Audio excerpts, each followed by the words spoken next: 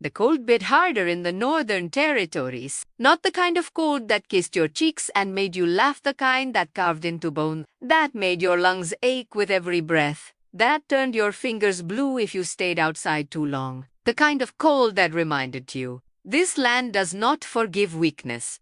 And Astrid had always been weak. At least, that's what Alpha Halvard told her. Every day, in 100 different ways. She stood now at the edge of the Iron Peak Pack's main hall, a towering structure of dark timber and stone that loomed like a frozen fortress against the mountains. Inside, the fire roared. Wolves laughed, drank mead, slapped each other's backs. The scent of roasted elk filled the air. Astrid wasn't allowed inside during feasts. Omegas never were. She pressed her palm against the frosted window, watching the warmth she would never touch. Her breath fogged the glass. She was 22 years old, and she had never sat at that table, never been called by name in a toast, never been seen as anything other than a tool, a burden, a mistake. Her wolf stirred inside her chest, small, silent, gray as smoke. It had no voice. It had never howled. Some said that meant she was cursed. Others said she simply had no soul. Astrid didn't know which was worse. Still lurking. Little ghost? The voice came from behind her, smooth and sharp as a blade drawn across ice. Se tourned. Alpha Halvard stood in the doorway, flanked by 2 of his sentries. He was tall, broad-shouldered, with pale blonde hair tied back and eyes like chips of frozen lake. Handsome.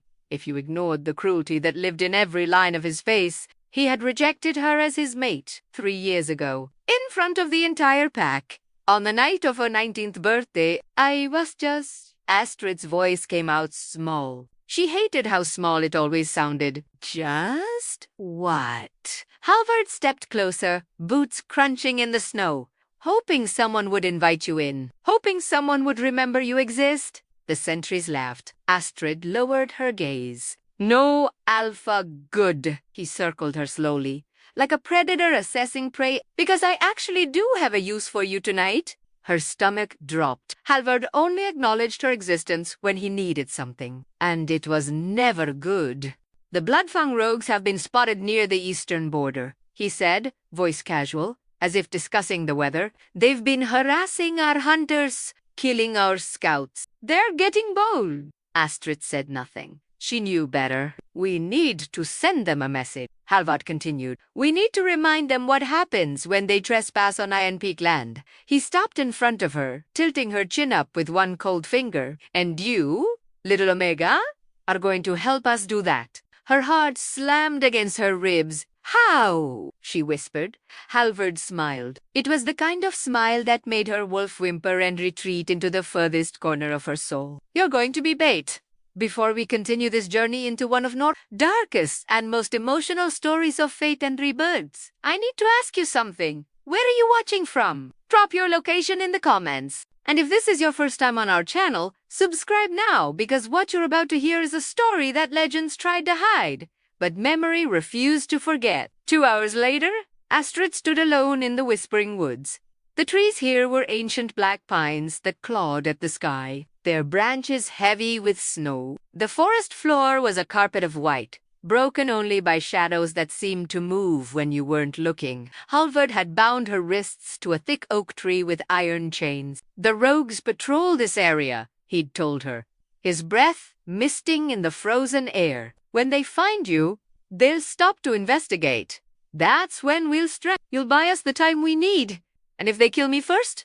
Astrid had asked. Halvard shrugged. Then you'll finally be useful. He'd left her there alone, chained, shivering in a thin wool dress that did nothing against the cold. The pack warriors were hidden somewhere in the trees, waiting, watching. But Astrid knew the truth. If the rogues came, if they were faster than expected, no one would save her. She was expendable. She always had been. Hours passed. The cold sank deeper. Her fingers went numb. Her lips turned blue. Her wolf had gone completely silent, as if it knew this was the end. Maybe it is, Astrid thought. Maybe this is how I die. Alone, forgotten, used. But then a sound. Not the crunch of boots in snow, not the snarl of rogues. Something else. A low, resonant growl that seemed to come from the earth itself. It vibrated through her chest, through her bones, through the very marrow of her soul. Astrid's breath caught. The shadows between the trees began to move. Not separate shadows. One shadow, massive, shifting, breathing. And then it stepped into the moonlight. It was not a wolf. It was not a man. It was something between something other. Taller than any werewolf she'd ever seen, its body covered in black fur that seemed to drink the light. Its eyes were not gold or amber or any natural color. They were silver, pure, burning silver. And they were fixed on her. Astrid couldn't breathe, couldn't move, couldn't scream. The creature stepped closer, slowly, deliberately. It tilted its head, studying her with an intelligence that was wrong too ancient, too knowing. And then it spoke, not in her ears. Inkermind. Inkermind. You were left here to die. The voice was deep, resonant, edged with something that might have been fury. Astrid's lips trembled. Yes? By your alpha, yes? The creature's silver eyes flared. Then he has made his choice. It turned not toward her, toward the trees, where Halvard and his warriors hid, and the forest erupted in screams. The screams tore through the frozen night like wounded animals. Astrid's chains rattled as she jerked forward, eyes wide, heart hammering so hard she thought it might burst from her chest. Through the trees, she could see flashes of movement, warriors scattering, weapons clattering to the ground, shadows twisting in ways that shouldn't be possible. And above it all, that growl, that deep, earth-shaking sound that made her wolf press flat against her soul in pure, primal terror. No plus merci. Halvard's voice. Halvard, who never begged. Halvard, who ruled with ice in his veins and cruelty in his smile. He was begging now. The creature moved through the trees like liquid darkness. Astrid couldn't see it clearly, only impressions. A massive shape. Claws that gleamed like obsidian, eyes that burned silver white, twin moons in the blackness. One by one, the warriors fell, not dead. Astrid realized that with shock. They were alive, gasping, crawling, fleeing into the woods with terror carved into every line of their faces. The creature wasn't killing them, it was judging them and finding them wanting. Then it emerged from the shadows, dragging something behind it. Someone. Halvard. The Alpha of Iron Peak was on his knees in the snow, one massive clawed hand wrapped around his throat. His pale blonde hair was matted with sweat despite the cold. His eyes, those cold, cruel eyes that had looked at Astrid with such contempt for so long, were wide with animal fear. The creature threw him forward. Halvard collapsed at Astrid's feet, gasping, clawing at the snow. The beast stepped into the moonlight fully, and Astrid's breath stopped. It was beautiful, terrifying, and wrong, and ancient, but beautiful in the way a storm was beautiful, in the way winter itself was beautiful, lethal, and vast, and utterly indifferent to mortal concerns. Its form was more wolf than man, but larger than any shifter she'd ever seen. Easily 8 feet tall, with fur so black it seemed to absorb light. Muscles coiled beneath that dark pelt-like steel cables. And those eyes, those impossible silver eyes, held an intelligence that made her feel small and seen and known in a way that should have been impossible. It looked at Halvard, then at Astrid, then back to Halvard when it spoke. Its voice filled her mind like thunder. You change your own pack member as bait. Halvard's mouth opened and closed. No sound came out. You left her here to die, to buy yourself time, to save your own pathetic life. She's just an Omega. Halvard choked out. The creature's growl made the trees shake. Snow fell from the branches in heavy clumps. Just an Omega, it repeated, and something in its tone made Astrid's skin prickle. You know nothing. You see nothing. You are blind and stupid and unworthy of the title you claim. It crouched down, bringing its massive head level with Halvard's. The Alpha trembled like a leaf. She is marked, the creature said softly. She has always been marked. And you were too blind to see it, Mark Talvard whispered. By what? The creature's silver eyes shifted to Astrid. By me. The words hit her like a physical blow. Her chains rattled violently as her body jerked backward against the tree. No, she breathed. That's not possible. I'm nobody. I'm nothing. You are mine. The creature rose to its full height. It reached out one clawed hand and the iron chains binding Astrid shattered like glass. She stumbled forward, catching herself on the tree trunk. Her wrists were raw and bleeding where the metal had cut into her skin. The beast turned back to Halvard. You will return to your pack, it said. You will tell them what happened here. You will tell them that the Omega you discarded is under my protection. And if any Wolfenny creature harms her again, ... It leaned down so close that Halvard could surely feel its breath on his face. He will return. And next time I will not be merciful. Then it straightened, looked at Astrid. Come. What? Astrid's voice cracked. Come? Where? With me. I don't even know what you are. The creature tilted its head. For a moment, something almost like amusement flickered in those silver eyes. I am Fenrir, it said. Last of the ancient ones. First of the wolf. And you? Little Omega. ... It stepped closer. So close she could feel the heat radiating from its body. Could smell pine and snow and something older than names. You are my fated one, my chosen. The one the moon goddess herself marked for me 300 years before you were born.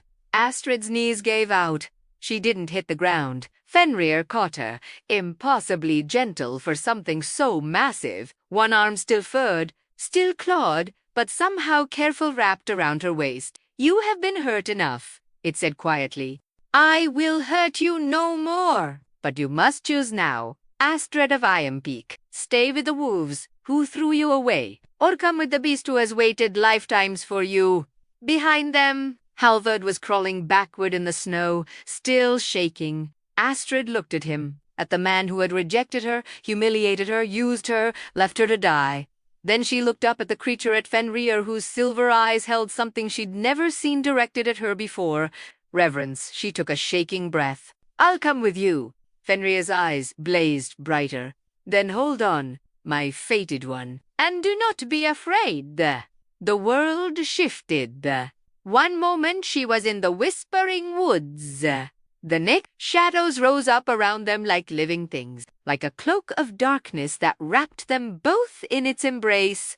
Astrid felt her stomach drop, felt reality bend and twist, and then they were gone, leaving only Halvard in the snow, alone with his fear and his shame and the knowledge that he had just lost something irreplaceable, something he'd never even known he had. Astrid expected cold. She'd lived her entire life in the Northern Territories, where winter was a constant companion, and the cold was as familiar as breathing. She knew cold intimately, knew how it burned, how it could kill you slowly or all at once. But this wasn't cold. This was absence. The shadows that had swallowed them weren't dark the way night was dark. They were dark the way the space between stars was dark, vast, and empty, and utterly without mercy. She couldn't feel anything except the solid presence of Fenrir's arm around her waist, anchoring her to something real in this place that felt like the edge of existence itself. Then dash light, dot sudden and blinding. Astrid gasped, squeezing her eyes shut against the brilliance.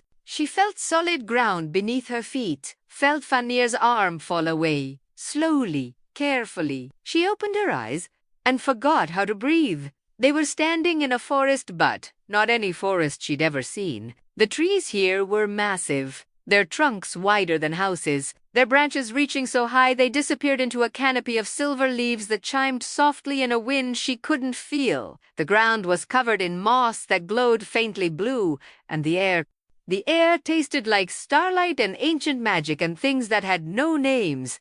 Where her voice came out as barely a whisper. Where are we? She turned. Fenrir stood behind her, but he wasn't the massive beast anymore.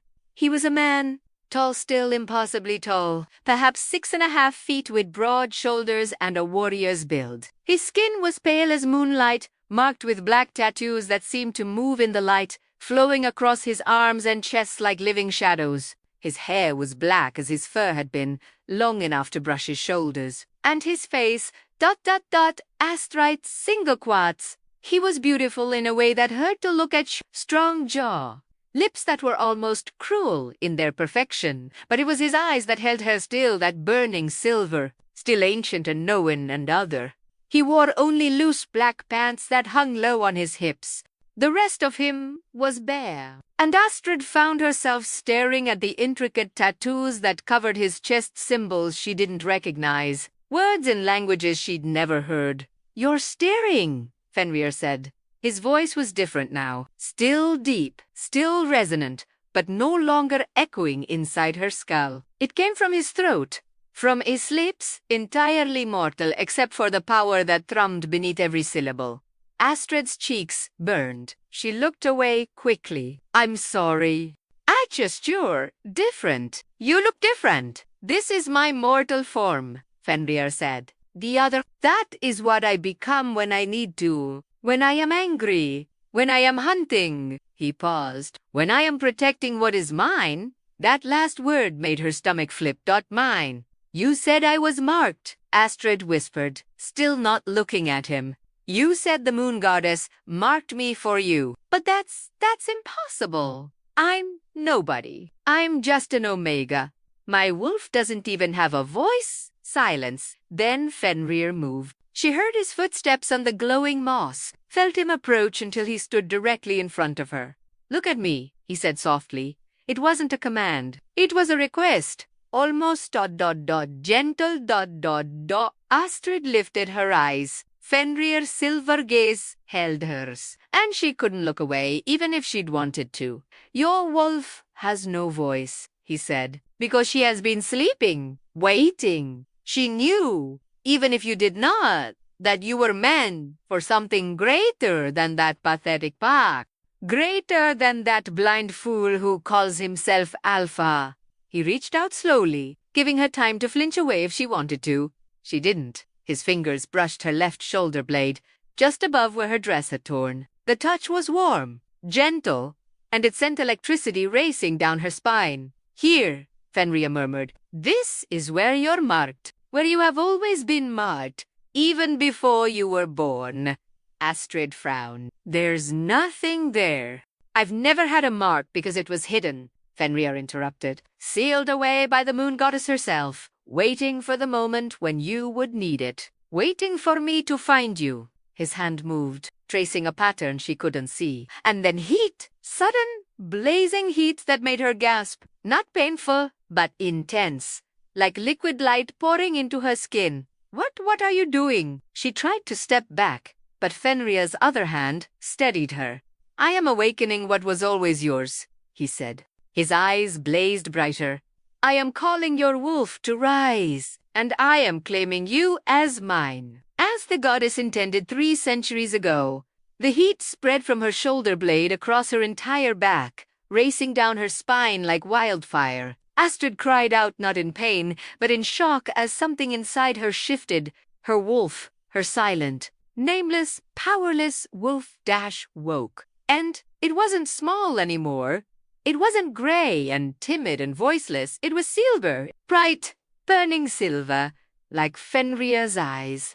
And when it threw back its head and howled for the first time in Astrid's entire life, the sound shook the trees themselves. Astrid fell to her knees, gasping, trembling. Power coursed through her veins, power she'd never felt, never imagined. Her wolf was singing inside her mind, wild and joyous and free. "Finally," her wolf whispered in a voice like moonlight. "Finally, sister, we are whole." Tears streamed down Astrid's face. She didn't know if they were from pain or joy or the sheer overwhelming intensity of what was happening. Fenrir knelt beside her. His hand cupped her face, tilting it up so she met his eyes. "You are Astrid Silvermane," he said quietly. "Last daughter of the ancient line, mate to the first wolf. And you are never weak." She stared at him, unable to speak. "This realm is called the Between," Fenrir continued. "It exists outside mortal time, outside mortal space. Here, I will teach you." train you, help you become what you were always meant to be. And ... What is that? Astrid whispered.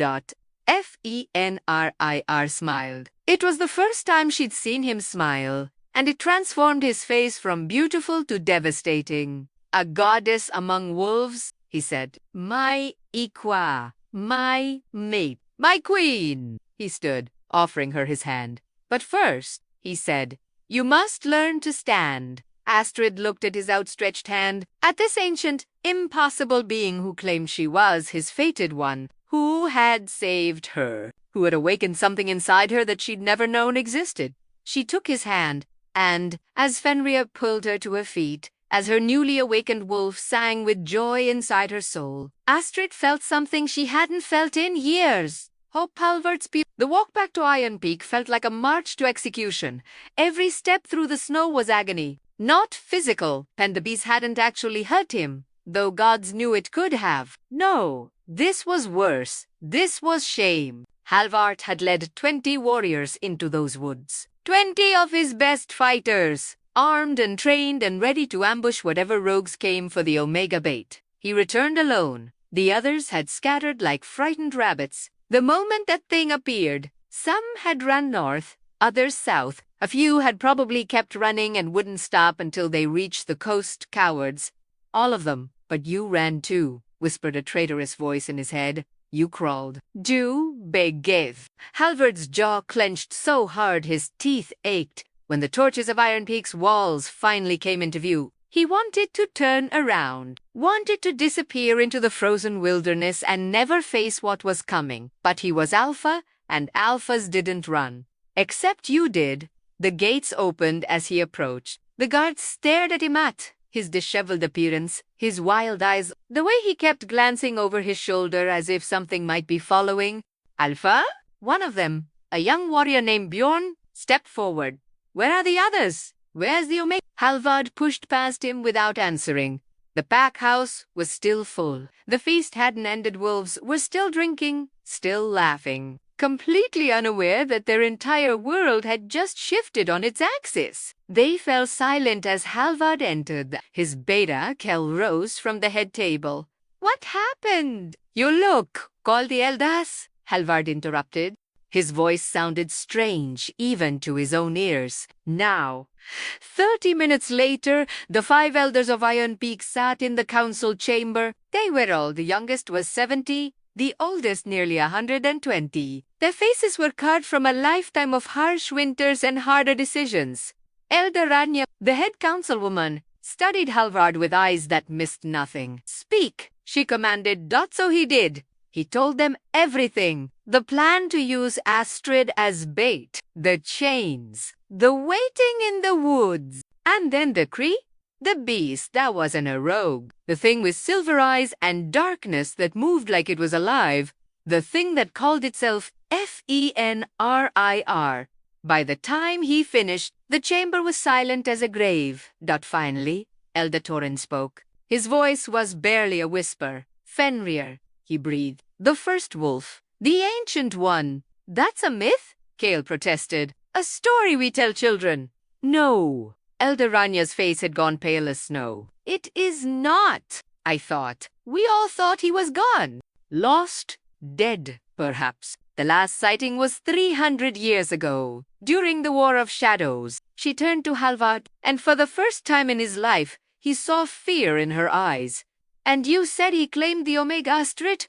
Halvard nodded. His throat felt tight. He said she was marked, that she was his fated one, his chosen. The words tasted like ash. He said she'd always been marked, and we were too blind to see it. Elder Ranya stood abruptly. She moved to the ancient tapestry that hung on the wall, a depiction of the moon goddess and the first wolves, woven centuries ago. The Silvermane line, she said quietly. I thought it ended. The last known Silverman died 200 years ago without an heir. Or so we believed. What are you saying? Halvard demanded. Ranya turned to face him. Astrid is not just an Omega, she said. If Fenrir recognized her, if he claimed her as his mate, then she carries the bloodline of the Ancient Ones. The Silvermanes were the moon goddess's chosen. They were her warriors, her champions. They were royalty among our kind. The words hit Halvard like a physical blow. That's impossible, he whispered.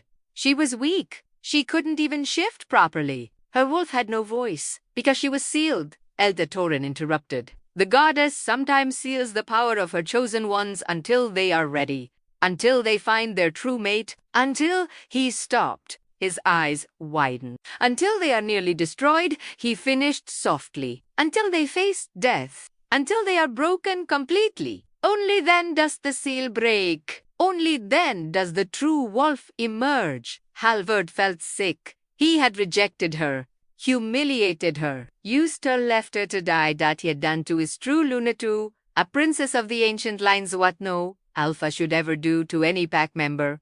What will he do? Cale asked quietly. This Fenrir. Will he come back? As if in answer, a howl split the night. But it wasn't coming from outside the walls. It was coming from inside Halvard's mind. Every wolf in the chamber gasped, clapping hands over their ears. The howl was silver and ancient and filled with a power that made Halvard's knees buckle. And beneath it, woven through it, was a voice he recognized. Astrid's voice. But not small. Not timid, not silent anymore. Iron Peak Pack, her voice echoed in their minds. You cast me out. You used me. You left me to die. But I have been awakened. I have been claimed. And I have been given a choice. The council chamber felt too small. Too hot. Halvard couldn't breathe. My mate wishes to destroy you, Astrid continued. He believes you are unworthy of redemption. That you should be wiped from existence for what you have done, not who's to me, but to all the weak you have discarded. Elder Ranya's hand gripped the table so hard her knuckles went white. But I have asked him to wait. I have asked for time, because I remember what it was like to be powerless, and I will not become like those who hurt me. A pause. Then you have 1 month, 30 days to prove that Iron Peak can change. That it can become what a pack should be, a family, a sanctuary, a place where the weak are protected, not discarded. If you succeed, we will let you live. If you fail, ... the temperature in the room dropped 10 degrees. Fenrir will return, and he will show no mercy. The howl faded. Silence crashed down like a fallen tree. Halvard stood frozen, his heart pounding so hard he thought it might burst. Astrid looked timid, powerless. Astrid had just given them an ultimatum, had just threatened the entire pack, had just revealed herself to be something none of them could have imagined. 30 days, Elder Ranya whispered. She looked at Halvard. We have 30 days to undo decades of cruelty, to reform everything we are. It's impossible, Cale said. We can't. We will. Ranya's voice turned to steel. Or we will die. Those are our choices. She turned to Halvard. And you, she said quietly, you who rejected her, who chained her, who left her to die, you have the most to atone for. Halvard wanted to argue, wanted to defend himself, but he couldn't, because she was right. He had done all of that to his mate, to his fated one. What do I do? He asked, and hated how broken his voice sounded. Elder Ranya's expression was grim. You pray, she said. You pray that when Astrid Silvermane returns, she has mercy in her heart. And if she doesn't, Ranya met his eyes. Then Fenrir will tear you apart. And the rest of us will watch. Astrid's POV time moved differently in the between. That Astrid had been here for that how long? Days, weeks? It was impossible to tell. The silver leaves never changed. The glowing moss never dimmed. The sky, if you could call it a sky, remained a constant twilight. Neither day nor night, but something caught eternally between. Fenrir said it had been 3 weeks in mortal time. It felt like both longer and shorter than that. She stood now in a clearing deep in the ancient forest, her feet planted wide, her breathing controlled. Her body ached in 100 places. Muscles she didn't know she had were sore from training, and bruises decorated her arms and legs like morbid art. But she was stronger. Gods, she was so much stronger. Again, Fenrir said. He stood across from her in his mortal form, arms crossed over his bare chest. He looked completely relaxed, but Astrid had learned that was a trap. He could move faster than thought when he wanted to. She'd discovered that the hard way multiple times. Astrid closed her eyes, reached inward toward the silver wolf that now sang constantly in her mind. Ready, sister? Herulf asked that always. Astrid thought back. The shift came easier now. Not effortless, it still hurt, still felt like her bones were being rearranged and her skin was being torn apart and remade. But it was faster. Controlled. Where before it had taken her minutes to shift, now it took seconds. Silver fur burst from her skin, her spine elongated, her face pushed forward into a muzzle. Her hands became paws, her fingers became claws. And when the shift completed, she stood on 4 legs as a wolf that would have made her old pack stare in disbelief. She was huge, not as large as Fenrir's beast form, but easily twice the size of a normal werewolf. Her fur was pure silver, gleaming like moonlight, and her eyes were the same burning silver as her mate's. Good, Fenrir's voice echoed in her mind. Now attack. Astrid didn't hesitate. She lunged forward, faster than she'd ever moved before. The glowing moss barely had time to register her passage. She went low, aiming for Fenrir's legs, trying to knock him off balance the way he'd taught her. He sidestepped. She'd expected that. She twisted mid-lip, claws extended, going for his side. He blocked with one arm, caught her by the scruff, threw her gently, but firmly into a snowbank that had formed near the edge of the clearing. Astrid tumbled, came up snarling. Better, Fenrir said. You're thinking now, not just reacting. But you're still holding back. I don't want to hurt you. Astrid shot back. Fenrir's laughter filled her mind, rich and warm and genuinely amused. Little mate, you could not hurt me if you tried with everything you have.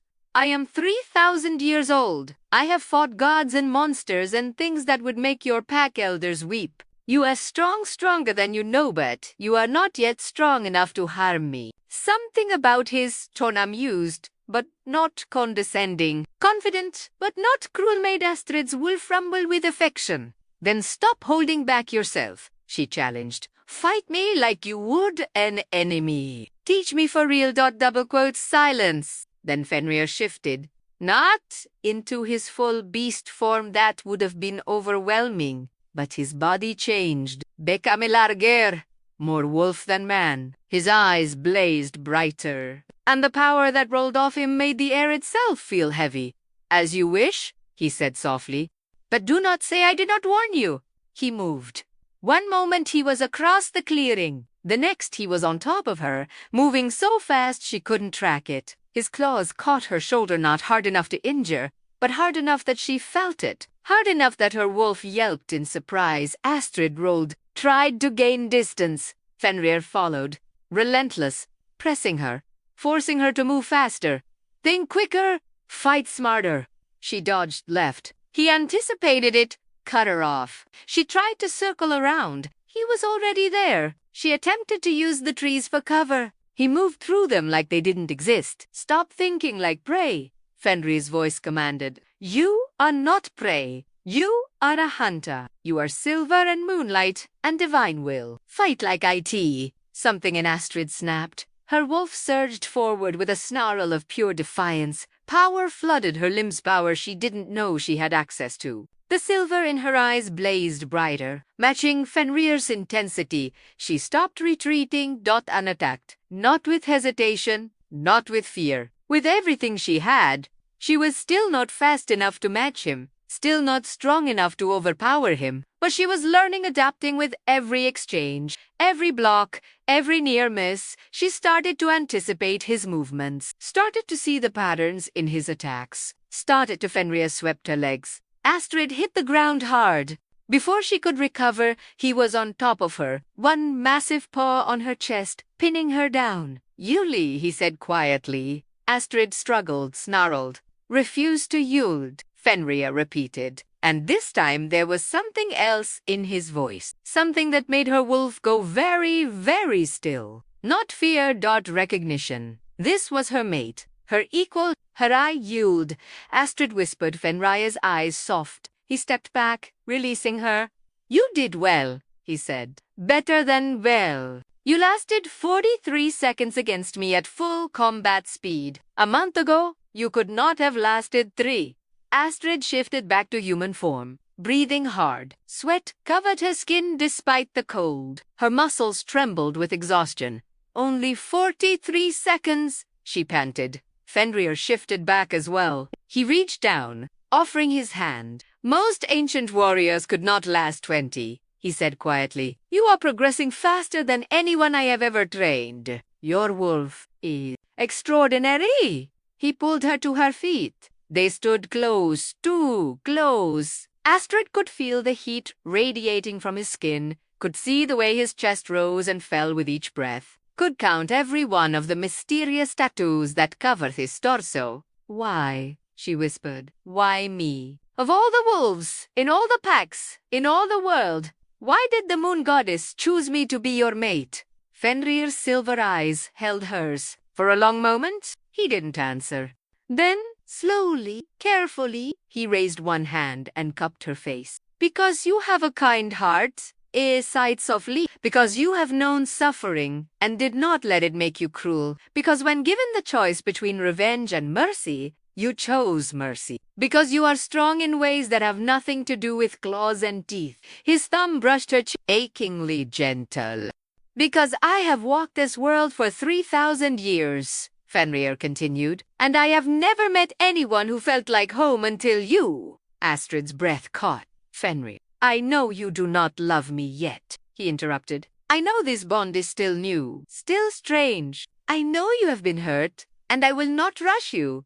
I will wait as long as you need. I will. Astrid rose up on her toes and kissed him. It was clumsy, She'd never kissed anyone before Halvard had rejected her before they could complete the mate bond. And no one else had ever looked at her twice. But Fenrir didn't seem to mind. His arms came around her, strong and sure and safe. He kissed her back with a gentleness that seemed impossible for someone so powerful. Like she was something precious, something cherished. When they finally broke apart, both breathing hard, Fenrir rested his forehead against hers.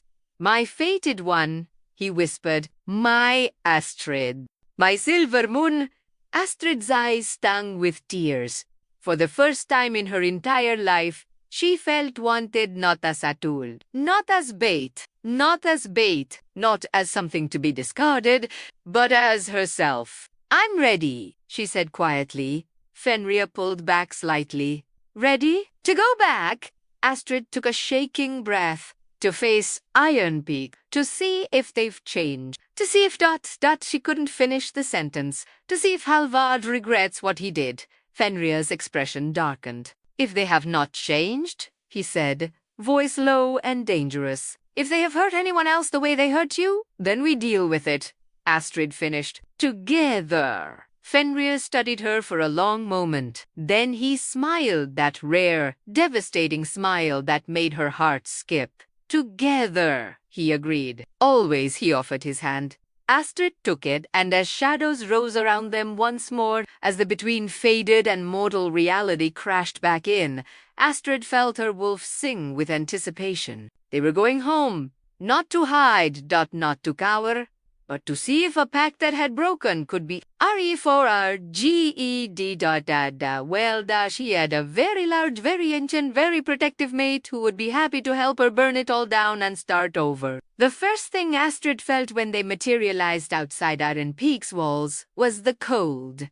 Real cold. Mortal cold. Not the strange, timeless atmosphere of the between, but the harsh, biting wind of the Northern Territories. It cut through her clothes still, the same torn wool dress she'd been wearing the night Fenrir found her and made her shiver.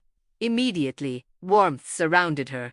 Fenrir had wrapped his cloak around her shoulders. It was massive on her small frame, but it was soft and warm and smelled like pine and winter storms and him. Thank you, she murmured. He said nothing, but his hand found hers and squeezed gently.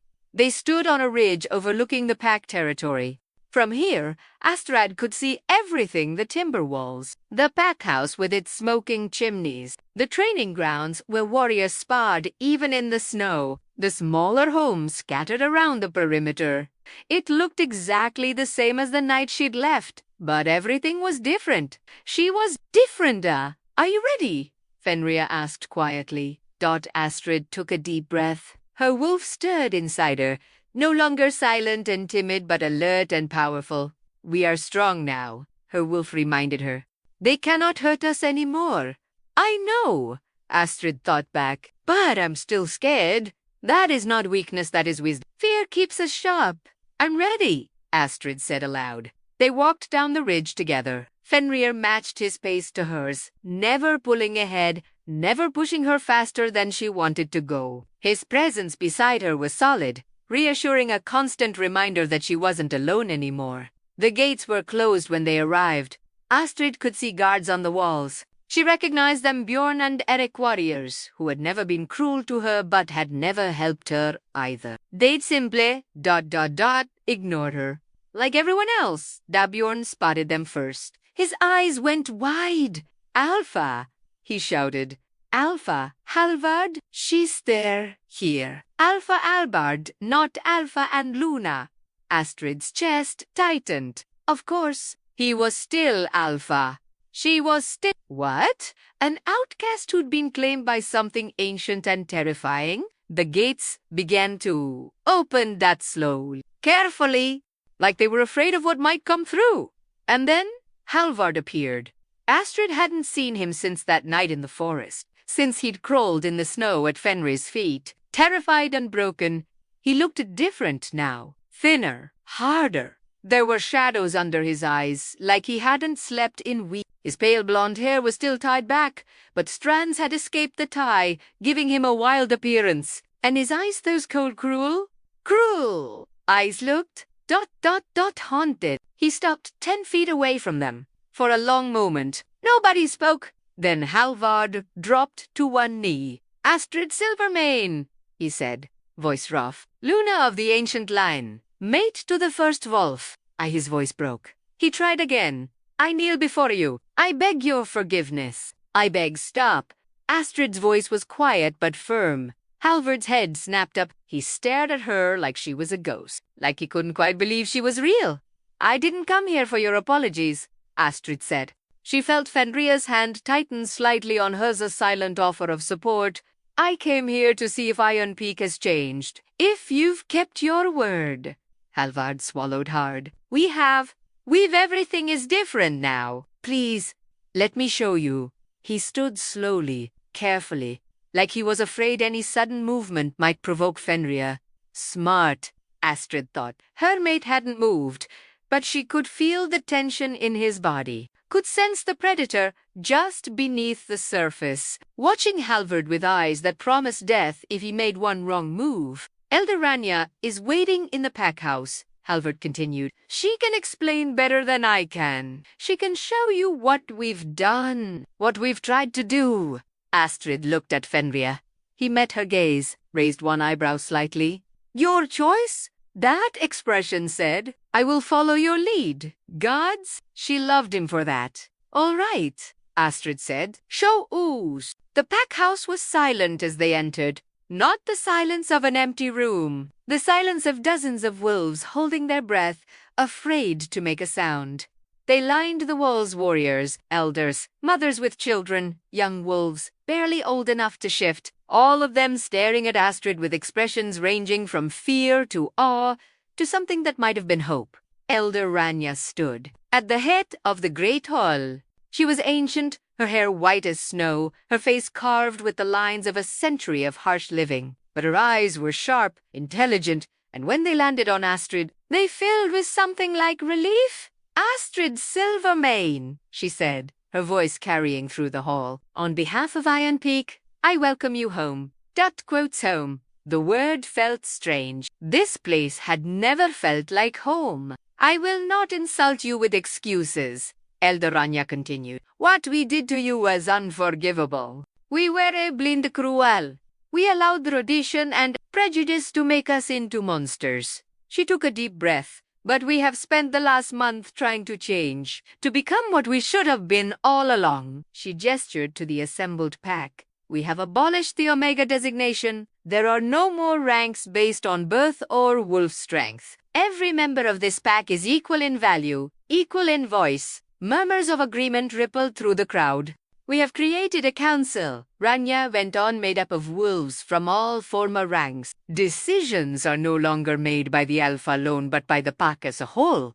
Astrid's eyes found Halvard. He stood off to the side, not at the head of the assembly, not in the place of honor. We have reached out to the packs we once scorned, Rania said. The weak, the small, the ones we called worthless. We have offered alliance protection, aid.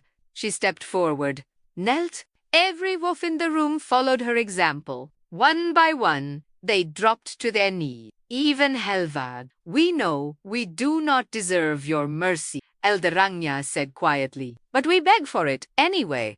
We beg for the chance to prove that we can change, that we can be better. Astrid stood frozen, staring at the sea of kneeling wolves. Fenrir's voice whispered in her mind, for her ears only. What do you wish to do, my mate? Astrid closed her eyes. She thought about the girl she'd been a month ago. Small, scared, convinced she was worthless. She thought about the chains, the cold, the certainty that she was going to die alone in those woods. She thought about Halvard's cruelty, his contempt, his rejection. And then she thought about Fenrir, about waking up, about discovering she was powerful and precious and loved. She thought about the choice the moon goddess must have faced, destroy Iron Peak or give them a chance. The goddess had chosen mercy. Could Astrid do the same? She opened her eyes. Stand, she said quietly. The pack stood. Astrid walked forward, her footsteps echoing in the silent hall. She stopped in front of Elder Rania.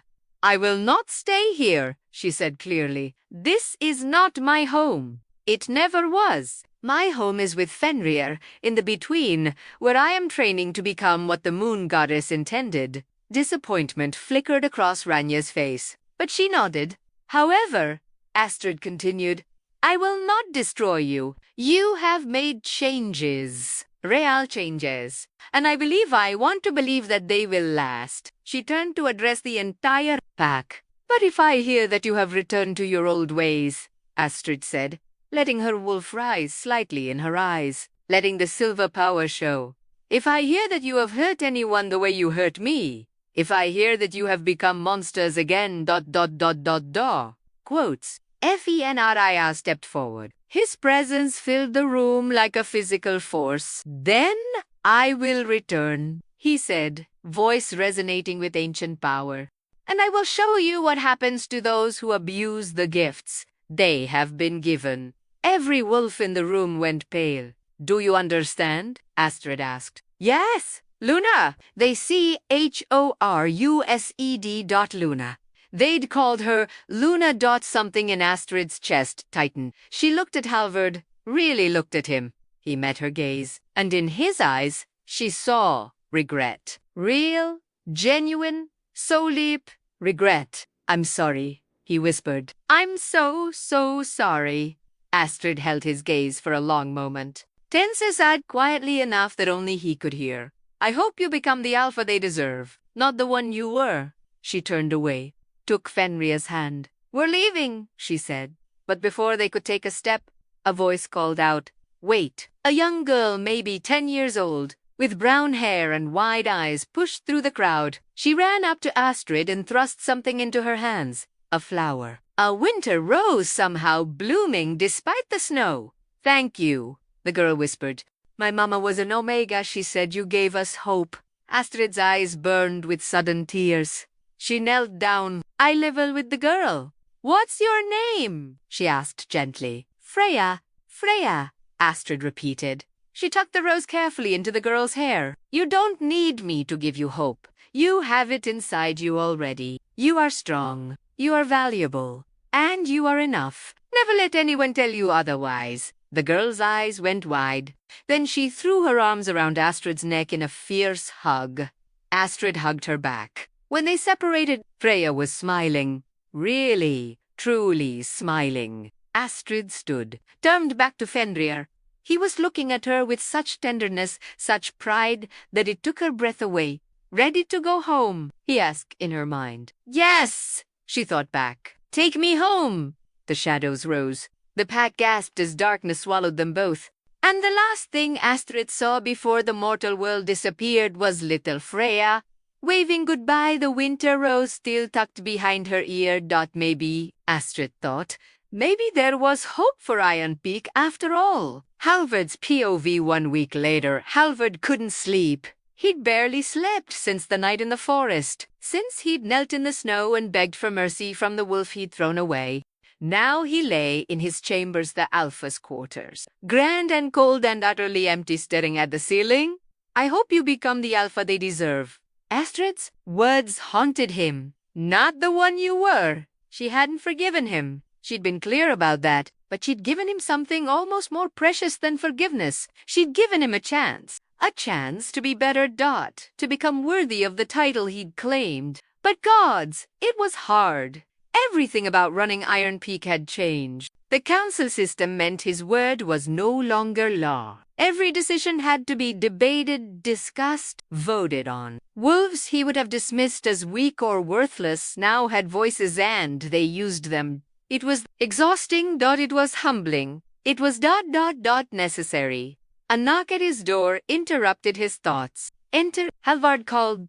Kale, his beta, stepped inside. The man looked as exhausted as Halvard felt. The new patrol schedules are ready for review, Kale said, holding up a sheaf of papers. An elder Ranya wants to discuss the alliance proposal from the Frostdriver pack. Halvard sat up, running a hand through his hair. What time is it? Just past midnight? Of course it was. Halvard stood, accepting the papers. But before Kale could leave, he spoke. Do you think she ever come back? Kale didn't need to ask who he meant. I don't know, the beta said honestly. But I think whether she comes back or not isn't really the point. Halvard frowned. What do you mean? I mean, we shouldn't be changing because we're afraid of what Fenrir will do if we don't, Kale said carefully. We should be changing because it's the right thing to do. Because we were wrong. Because he stopped, took a breath. Because I stood by and watched you chain an innocent girl in the woods as bait, Kale said quietly. And I didn't say a word. And I have to live with that. The shame in his voice mirrored the shame that lived in Halvard's chest. We all have to live with it, Halvard said. Every single one of us who stayed silent, who looked away, who pretended we didn't see how cruel we'd become. He moved to the window. Outside, snow fell gently over Iron Peak's territory. She was my mate, Halvard whispered. The moon goddess chose her for me, and I rejected her, humiliated her, tried to get her killed. Yes, Kale said bluntly. You did, Halvard flinched. But you're trying to fix it now, Kale continued. You're trying to be better. That has to count for something. Does it? Halvard turned to face his beta. Does trying matter when the damage is already done? When she's already gone? When she's already found someone who actually deserves her? Kale met his eyes. It matters to the pack, he said. It matters to the wolves who are here now, who need a good alpha. It matters to Lil Freya, who told her mother yesterday that she wants to be a warrior when she grows up. He stepped closer.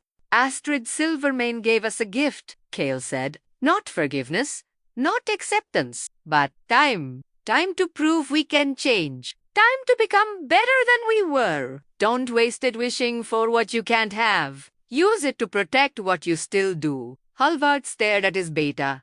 Then, slowly, he nodded. You're right, he said quietly. Thank you. Kale inclined his head. Get some sleep, Alpha Council meeting at dawn. He left Halvard return to his bed, but he didn't lie down. Instead, he pulled out a piece of parchment and a pen. He'd tried writing this letter a dozen times already. He'd thrown away every attempt. But maybe it was time to stop trying to make it perfect. Maybe it was time to just be honest. He began to write.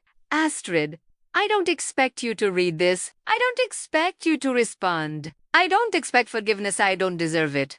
I just need you to know I was wrong about everything. You were never weak. You were never worthless. You were never a burden. You were strong in ways I couldn't understand. You survived cruelty that would have broken most wolves. You kept your kindness even when the world gave you every reason to become cruel. And I was too blind, too arrogant, too much of a coward to see it. The mate Bandai felt it that night. The night I rejected you. I felt it pulling at me, telling me you were mine, that I was supposed to protect you, cherish you, stand beside you. I ignored it. I convinced myself it was a mistake, that the moon goddess couldn't possibly mean for an alpha like me to be bound to an omega like you. I was an idiot. You were never an omega.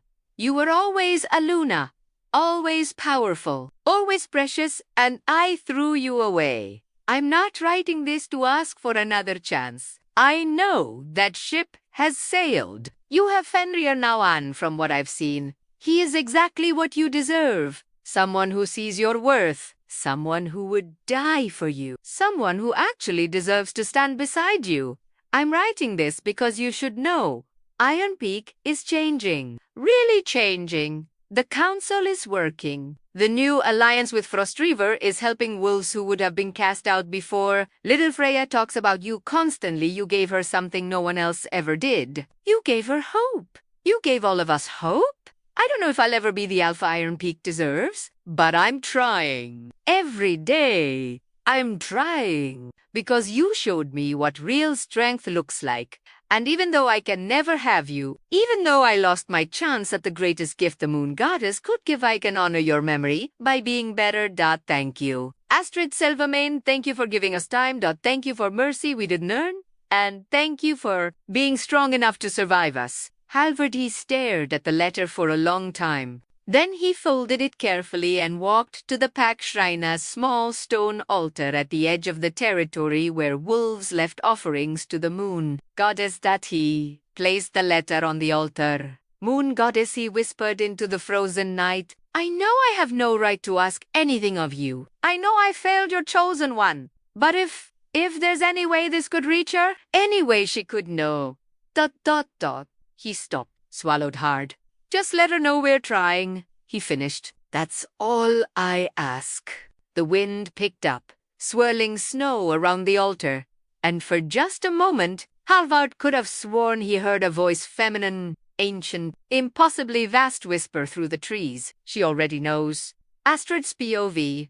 Astrid sat on the edge of a cliff in the between, her legs dangling over the edge, staring out at the impossible landscape that stretched below. Rivers of starlight flowed through valleys of shadow. Trees that existed in multiple dimensions at once swayed in winds that came from everywhere and nowhere. The sky cycled through colors that had no names, and in the distance, mountains made of crystallized moonlight pierced the horizon. It was beautiful. It was peaceful. It was lonelier thinking about them. Fenrir's voice came from behind her. She didn't turn around, but she felt him settle beside her. His presence warm and solid. Is it that obvious? Say Haskid. You get a certain look, Fenrir said. Disdain sad. You're wondering if they're keeping their promise. Astrid finally looked at him in Tishiv. Light of the between, he looked like something out of a legend. His black hair moved in a wind she couldn't feel. His silver eyes reflected the starlight rivers below. The tattoos on his chest seemed to pulse with their own inner light. He was devastatingly beautiful, and he was hers. The moon goddess tells me they are changing, Fenrir said quietly. Truly, changing. Halvard placed a letter on her altar last night. She allowed me to read it. Astrid's heart clenched. What did it say? Fenrir was silent for a moment. Then he said that he was sorry. That he was wrong, that he knows he can never have you, but that he's trying to become worthy of the title he claimed. That you gave all of them something precious. Time to be better. Tears pricked at Astrid's eyes. She'd spent so long hating Halvard, hating all of them, and she still felt that anger, that hurt, that betrayal, but she also felt something else. Relief that they were changing, that maybe, just maybe, what had happened to her would mean no one else would suffer the same way. Do you regret giving them mercy? Fenrir asked. No, Astrid said immediately. Then, more quietly, sometimes I wish I was the kind of person who could watch them burn without feeling anything. But I'm not. And I don't want to be. Fenrir reached out and tucked a strand of silver hair behind her ear. That, he said softly, is why the moon goddess chose you? That is why you are my fated one? Because you have the strength to be kind, even when kindness costs you. Because you have the courage to forgive even when forgiveness hurts. His hand cupped her face. You are extraordinary. Astrid Silvermane, her breath caught. They'd been living in the between for weeks now. Training together, talking together, learning each other. But they hadn't. They hadn't completed the mate bond. Fenrir had been patient, so incredibly patient. He'd never pushed, never demanded, never made her feel like she owed him anything. But she could see it in his eyes sometimes. The longing, the need, the desperate desire to truly claim her as his dot and God's helper. She felt it too.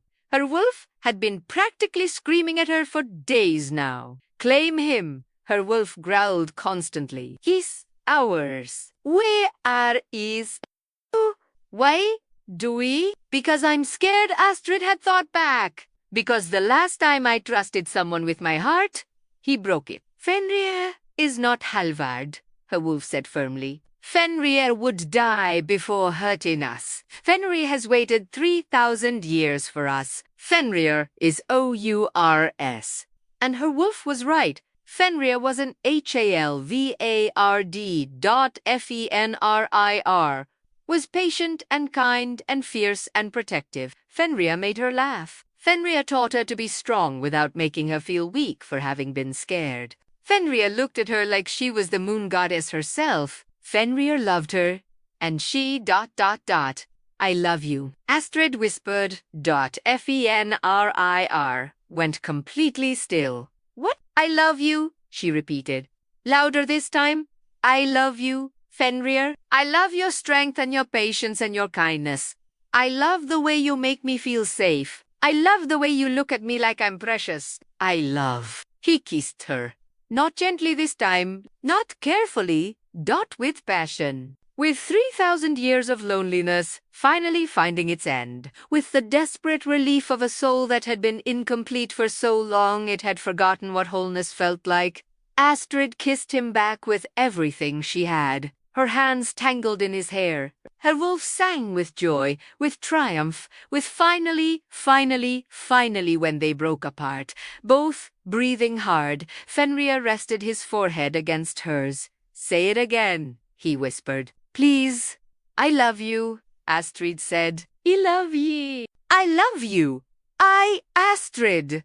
His voice was rough, strained. If you keep talking, I will not be able to control myself. I will claim you right here, right now. And I then claim me, Astrid interrupted. Fenrir pulled back slightly, eyes wide. What? I'm ready, she said. I'm ready to complete the bond. I'm ready to be yours, truly yours. I'm ready too. She didn't get to finish. Fenrir swept her into his arms and moved. One moment, they were on the cliff. The next, they were in his dwelling, a structure of living shadow and crystallized starlight deep in the heart of the between. He set her down gently on a bed that seemed to be made of moonlight itself. Are you sure? He asked. And despite the hunger in his eyes, despite the trembling in his hands, his voice was careful, controlled. Because once we do this, there is no going back. The mate bond between an ancient and their chosen is eternal. It transcends death. It transcends time itself. Astrid reached up and cupped his face. I'm sure, she said. I've never been more sure of anything. Fenrir's eyes blazed. Then I will make this a night you never forget. He said, and he did. Hours later, or maybe days. Time was strange in the between. Astrid lay curled against Fenrir's chest, his arm wrapped securely around her waist. She could feel the bond now. Really feel Italiano. Not just the pull she'd sensed before, but a living, breathing connection between their souls. She could sense his emotions, his thoughts, his presence like a constant warmth in her chest, and he could sense hers. What are you thinking? Fenrir murmured, his fingers tracing lazy patterns on her shoulder. That I'm happy, Astrid said honestly. For the first time in maybe ever, I'm just happy. She felt his satisfaction through the bond, his contentment, his overwhelming love. Good, he said. You deserve to be happy. You deserve everything good this world and the next have to offer. Astrid turned in his arms so she could look at him.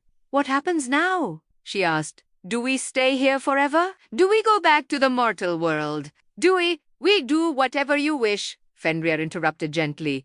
This is not my decision alone anymore. We are bonded, we are equals. Where you go, I go. What you choose, I choose. Astrid bit her lip, thinking, I want to keep training, she said slowly. I want to become as strong as I can be. I want to master this power the moon goddess gave me. Then we train, Fenrir said immediately. But I also ... double quotes. Astrid took a breath. I also want to help the wolves who are suffering like I suffer. The packs that are cruel like Geirpikwaza. I want to, I don't know, change things, make them better. Fenrir smiled. You want to reform the werewolf world, is that crazy? It's ambitious, Fenrir said. It's dangerous. It will make enemies. But it is also right. And I will stand beside you every step of the way. He pulled her closer. You are my mate, he said. My chosen, my queen. And if you wish to reshape the world, then I will help you do it. Astrid felt tears prick her eyes again, but these were happy tears. I love you, she whispered.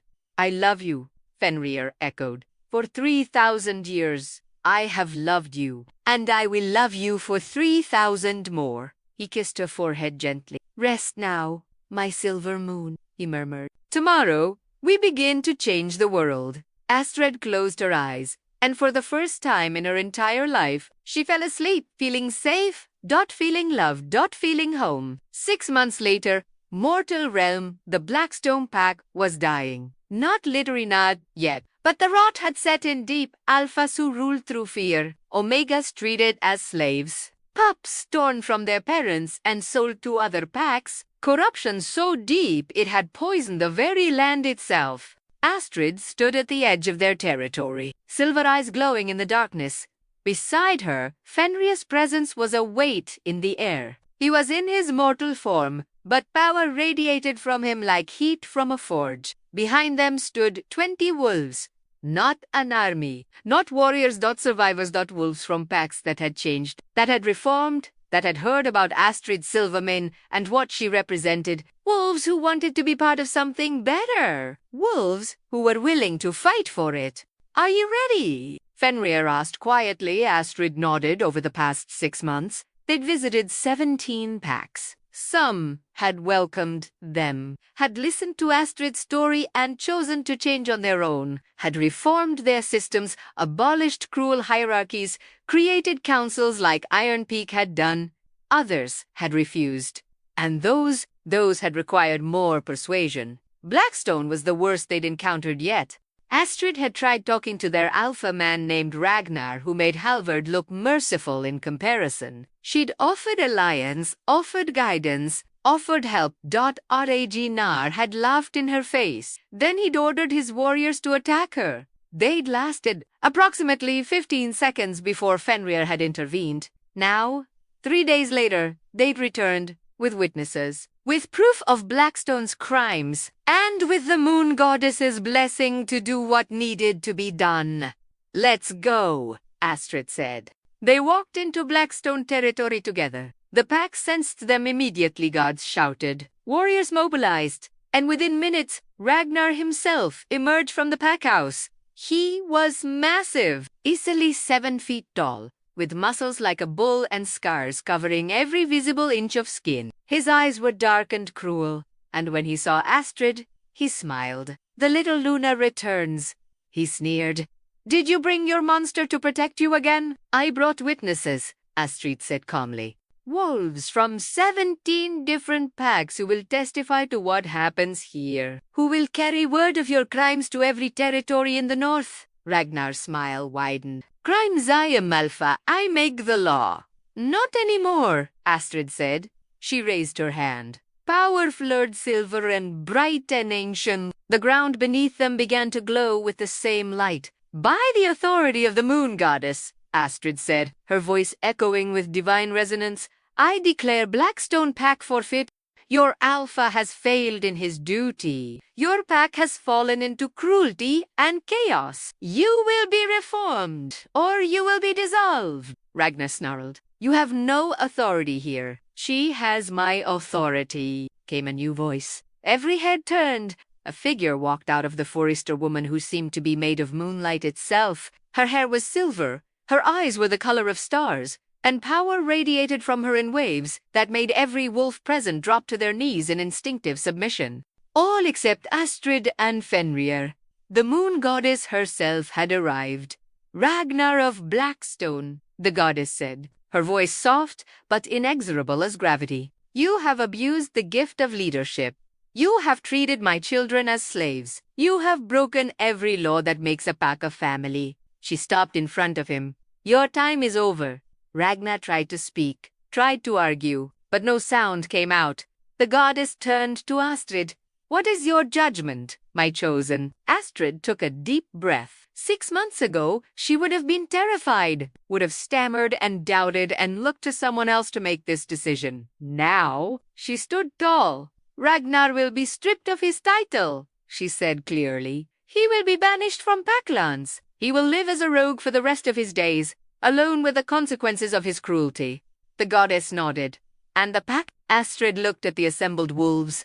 She saw fear in their eyes, but also ... hope. Desperate, fragile hope. The pack will be given a choice, she said. Reform under new leadership, with a council and laws that protect everyone, or dissolve and join other packs who have already changed. So be it, the goddess said.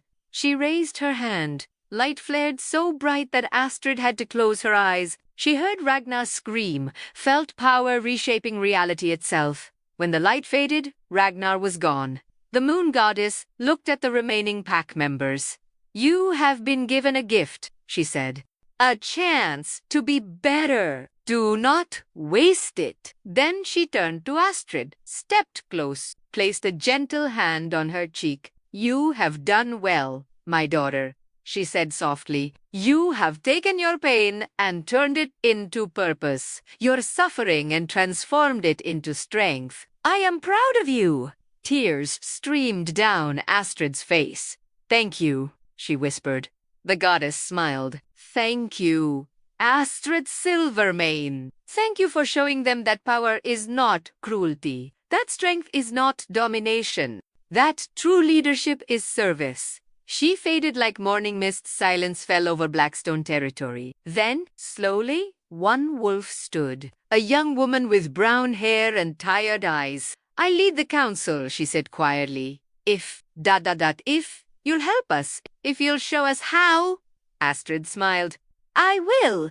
More wolves stood. More voices pledged to change. Not all of them. Some left unwilling to let go of the old ways. But enough stayed. Enough chose hope over fear. Fenrir's hand found Astrid's. You're changing the world, he said in her mind. Just like you wanted. We're changing it. Astrid corrected. Together.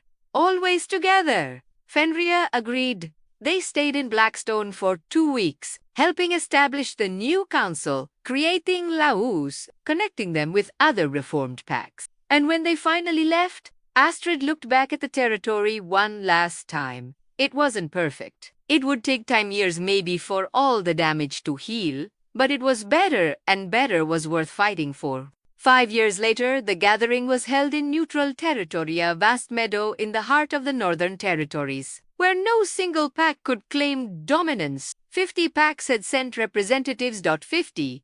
Astrid stood on a raised platform, looking out at the sea of wolves. Alpha and Omega, Elder and Pupu, warrior and healer all gathered together, all equal. Beside her stood Fenrir, solid and present, as always, and on her other side Halvard. The Alpha of Iron Peak had changed almost beyond recognition. He was older, quieter, marked by the weight of leadership that actually meant something. He'd become the alpha his pack deserved, fair, thoughtful, willing to admit when he was wrong. He'd never stop trying to atone for what he'd done. And while Astrid would never love him, while the mate bond between them had been severed the moment she claimed Fenrir, she had come to respect him. "Are you ready?" Halvard asked quietly. Astrid nodded. She stepped forward. The crowd fell silent. 5 years ago, Astrid began, her voice carrying across the meadow, I was nobody, an Omega discarded, left to die. She paused. But I didn't die. I was found. I was awakened, and I was given a choice. Seek revenge or seek reform. Destroy those who hurt me or give them a chance to change. I chose change. And over the past 5 years, you have proven that change is possible. 50 packs have reformed. Thousands of wolves who would have suffered under the old ways are now safe, thriving, free. She looked out at the faces staring up at her. Today, we formalize what we have built. Today, we create the Northern Alliance, a coalition of packs bound not by fear or domination, but by mutual respect and shared purpose. Cheers erupted. Astrid raised her hand for silence. This alliance will have 3 guiding principles, she continued. 1. No wolf will be judged by their birth or their strength. All are equal in value. 2. Leadership is earned through service, not claimed through force. And 3. Cruelty in any form will not be tolerated. Will you join us? Astrid asked. Will you pledge to uphold these principles? To be better than we were? One by one, the representatives stood. One by one, they pledged. Even the packs that had been resistant, that had needed persuasion, that had fought against change, even they stood. Even they pledged. Because they'd seen what happened to those who didn't, and they'd seen what was possible for those who did. When the last pledge was given, when the alliance was formally established, Fenrir stepped forward. The moon goddess has blessed this gathering, he announced, his voice carrying divine weight. She recognizes the Northern Alliance as sacred, as protected. As Hersi turned to Astrid, and she recognizes Astrid Silvermane as Luna of the North, guardian of the changed. Voice of the goddess herself, Astrid's breath caught. Luna of the North, not Luna of a single pack. Luna of all of them. The wolves began to howl, a chorus of voices rising to the sky. Silver and gold, and every shade between. All singing together. Astrid felt tears stream down her face. She'd come so far from that scared, silent girl in the whispering woods. After the ceremony ended, after the packs began to disperse to celebrate, Halvard approached Astrid one last time. I know I've said this before, he said quietly, but I need to say it again. Thank you for giving us the chance to be better, for not destroying us when you had every right to. Astrid looked at him. You did the work, she said. I just gave you time. Still, Halvard's voice was rough. I was your worst nightmare, and you showed me mercy. That takes a strength I didn't know existed. He paused. You would have been an incredible Luna of Iron Peak, he said, but you became something greater. Luna of the North, mate to the first wolf, champion of the goddess. He smiled, sad but genuine. I'm glad you found where you belong. So am I, Astrid said softly. Halvard inclined his head once. Then he turned and walked back to where the Iron Peak delegation waited. Fenrir appeared at Astrid's side. Are you all right? He asked in her mind. I'm perfect, Astrid thought back. And she was. She had a mate who loved her, a purpose that fulfilled her, a community that respected her.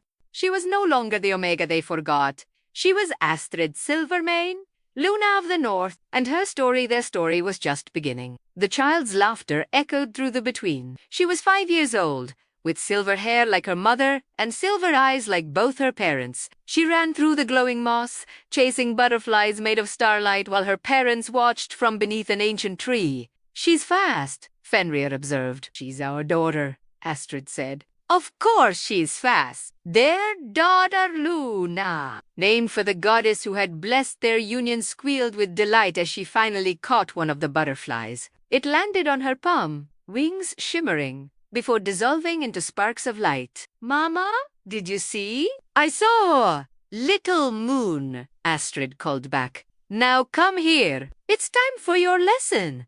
Luna bounded over, practically vibrating with excitement. What are we learning today? Today, Astrid said, kneeling to her daughter's level. I'm going to teach you the most important lesson. More important than shifting. More important than fighting. More important than magic. Luna's eyes went wide. What is it? Kindness, Astrid said softly. I'm going to teach you that true strength is being kind even when it's hard. Being merciful even when you're hurt. Choosing to build instead of destroy. Like you did with the mean wolves. Luna asked.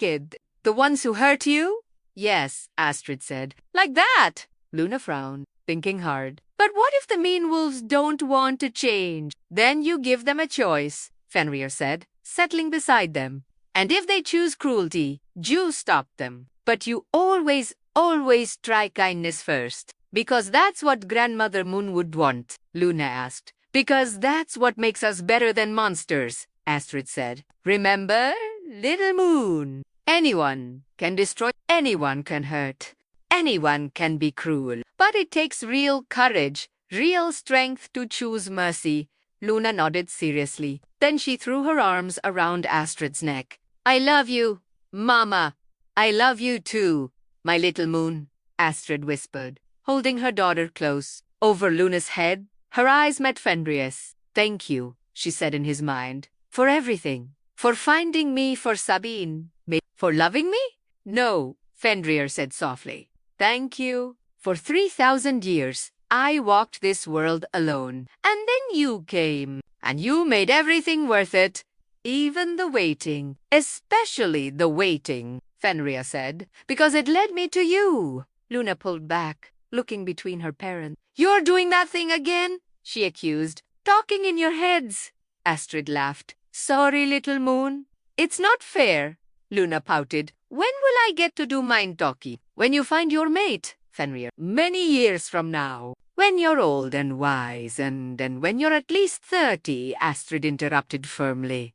Luna made a face. 30 is ancient. Astrid and Fenrir exchanged amused glances. Come on, Astrid said, standing and offering her hand. Let's go visit the Northern Alliance. I promised Elder Ranya we'd come for the harvest celebration. Will Freya be there? Luna asked excitedly. Probably, Astrid said. She's one of Iron Peak's warriors now. I want to be a warrior too, Luna declared. Then we'll train, Fenrir promised. But remember, being strong means being kind first. I know, Papa. You tell me all the time. Because it's important, Fenrir said, ruffling her silver hair. The three of them walked together through the between, toward the portal that would take them back to the mortal realm. Astrid looked back once at the impossible landscape she'd called home for so long, at the place where she'd discovered her strengths, where she'd found her mate, where she'd learned to be more than what others said she was. Then she turned forward, toward the future, toward the world they were still building, toward the legacy of silver and shadow that would outlast them all. She'd been broken, she'd been reborn. She'd been chosen, and she would spend the rest of her immortal life making sure that no one else had to suffer the way she'd suffered, that no one else had to feel worthless or discarded or alone, because that was what real power meant. Not cruelty, not domination, but protection. And as Luna skipped ahead, laughing and bright and safe, Astrid felt Fenrir's hand slip into hers. Ready? He asked. Always, Astrid said, and together they stepped through the portal, into a world that was better because they'd fought to make it so, into a future that was brighter because they'd refused to let darkness win, into a legacy that would be told for generations. The story of the Omega who became a goddess, the beast who loved her, and the little moon who would carry their light forward into eternity.